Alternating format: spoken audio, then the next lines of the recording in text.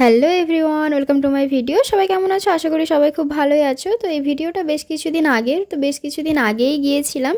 বাবা, মা আর আমি বাড়ি থেকে বেরিয়েছি, কিন্তু মেছেদাতে এসে আমাদের সাথে আরও একজন কাকু অ্যাড হয়েছিল। তো আমরা চারজনে মিলেই গিয়েছিলাম মায়াপুর। তো তার জন্য প্রথমেই চলে এলাম হাওড়া থেকে আবারও ট্রেন ধরে নিলাম। আর ট্রেনে এতটা রাস্তা যাওয়া আসা করছি, টুকটাক কিছু তো খাওয়া দাওয়া চলতেই থাকে। তারপর চলে এলাম ব্যান্ডেল। তো এখানে এসে আবারও ট্রেন ধরে নিলাম। তারপরে চলে গেলাম বিষ্ণুপ্রিয়া হল্ট। ওখানে গিয়ে আবারও টোটো ধরে গেলাম নবদ্বীপের ঘাটে। তারপরে একটু তাড়াহুড়ো করেই যাচ্ছিলাম লঞ্চ ধরার জন্য, কিন্তু গিয়ে দেখছি আমরা যাওয়ার আগে লঞ্চটা বেরিয়ে গেছে। তো কিছুক্ষণের মধ্যে আবারও একটা লঞ্চ চলে এলো। তো সেখানে আমরা উঠে পড়লাম। এই যে দেখো, আমরা এই চারজনে যাচ্ছিলাম, বাবা, মা, আমি আর কাকু। কিছুক্ষণের মধ্যে লঞ্চটা ছেড়ে বেরিয়ে গেলাম। একটা নৌকো দাঁড়িয়ে আছে, বেশ ভালোই লাগে এরকম যেতে। তখন অলরেডি বিকেলটা গড়িয়ে এসেছে, বেশ হালকা ঠান্ডা ঠান্ডা বাতাস দিচ্ছিল, বেশ ভালো লাগছিল। আর এই দেখো, লঞ্চে বেশ ভালোই লোকজন রয়েছে, লঞ্চটা পুরো ভর্তি হয়ে গিয়েছে। আর এই দেখো, একই নদীতে জলের দুটো রং আমি এই ফার্স্ট টাইম দেখছি। অনেক শুনেছি, একটা গঙ্গা আর একটা জলঙ্গি নদী। আমি এই ফার্স্ট টাইম মায়াপুর যাচ্ছিলাম আর ফার্স্ট টাইম এটা দেখেছি, একটু অন্যরকম লাগছিল। তো যাই হোক, চলে এলাম মায়াপুর। এখানে এসেই দেখছি এখানে একটা সামনেই মন্দির রয়েছে। তো ওখান থেকে টোটো বুক করবে বলে কাকু, বাবা ওরা দেখছিল। আর এই যে মন্দিরের সামনে ছিল যে ওখানে ভিডিও ফটো শ্যুট করা যাবে না, তাই ভেতরে আর ফটো ভিডিও শ্যুট করতে পারিনি, বাইরেটাই দেখছিলাম।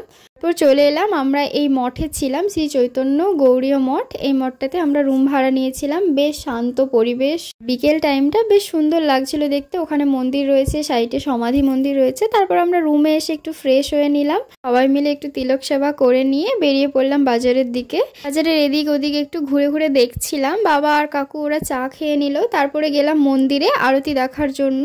দিন তো যায়নি, তাই ওপরটা কেন অন্ধকার বুঝতে পারছিলাম না। তো জিজ্ঞাসা করতে বললো ওখানের কাজটা এখনো কমপ্লিট হয়নি, তাই ওপরটা অন্ধকার। তারপরে মন্দিরের ভেতরে গেলাম। ওখানে যাওয়ার পর একজন কাকু বলল যে আরতি অলরেডি শুরু হয়ে গিয়েছে। তো তারপর আমরা সবাই মিলে তাড়াহুড়ো করে যাচ্ছিলাম আরতি দেখার জন্য। তারপর ফোন নিয়ে যাওয়ার তো পারমিশন ছিল না মন্দিরে, তাই ফোনটা বাইরে রেখেই গিয়েছিলাম।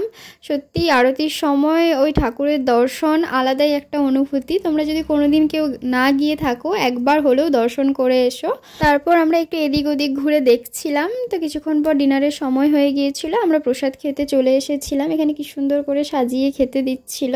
একটা টেবিলে আমরা সবাই মিলে বসে পড়েছি, বাবা, মা, কাকু আর আমি। আর আমার অবস্থা দেখো, আমার মুখটা ভীষণ অস্বস্তি করছিল, কারণ আমার পুরো মুখে তখন অ্যালার্জি বেরিয়ে গেছিল।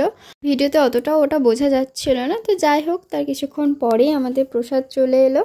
এখানে ছিল ভাত, ডাল আর একটা কি বড়ার সবজি আর রাজমার তরকারি ছিল। তারপরে বেগুনি আর রুটি দিয়েছিল।